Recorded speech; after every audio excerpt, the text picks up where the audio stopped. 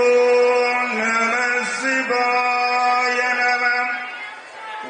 ஓம் நம சிவாய நம. ஓம் நம சிவாய நம. பராசக்தியின் அனுகிரகத்தால் ஆலயம் தேடி வந்த அனைவருக்கும் அன்னை பராசக்தி அருள் அளித்து அவர்களுடைய குடும்ப நலன்களை காத்து உடல் நலன்களை காத்து அன்னை பராசக்தி அருள் தர வேண்டி மகாசித்தன் கந்தகோவிந்தனின் அருள்வாக்கால் உங்களுக்கு தெரிவித்துக் கொண்டிருக்கின்றார். ஆயிரம் கண்ணுடைய தேவி அபிராமி உமையவள் மகமாயி பராசக்தி என்றும் நீக்கமர ஒளி தருபவள் உமையாள் உங்களை ஒவ்வொரு நாளும் ஒவ்வொரு கணமும் கவனித்துக் கொண்டே இருக்கக்கூடியவள் அம்பிகை பராசக்தி. அணுவுக்கு அணுவாக அன்னை பராசக்தி, ஆயிரம் கண்ணுடைய தேவி அம்பிகை உங்களுடனே, உங்கள் உடலுடனே, உங்கள் உயிருடனே, உங்கள் ஆத்மாவுடனே என்றும் உலாவரும் தேவி உமையாள் மகமாயி அம்பிகை பராசக்தி.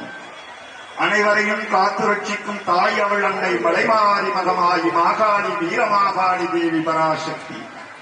இன்றைய இந்த நல்ல நாளில் இந்த மகா சிவராத்திரி தினத்தில் ஒவ்வொருவருடைய உயிரிலும் உயிராக அன்னை பராசக்தி ஊடுருவி உங்களின் எண்ணங்களையும் உங்களின் செயல்பாட்டுகளையும் துரிதமாக அன்னை பராசக்தி உங்களுடன் இருந்தே உங்களுடைய வாழ்வை மேம்படுத்துவதற்காக இந்த நீக்கமர ஒளி தருபவள் பராசக்தி உமையவள் பராசக்தி, உலகை ஆள்பவள் பராசக்தி, ஏகாந்தமானவள் பராசக்தி, என்னிலும் குடிகொண்டு உலகில் உள்ள உயிர் ஜீவன்களிலும் குடிகொண்டு எண்ணிலடங்கா உயிர்களுக்குள்ளும் அன்னை பராசக்தி ஊடுருவி உலகத்தை காத்து நிற்கும் தேவி அவள் பராசக்தி.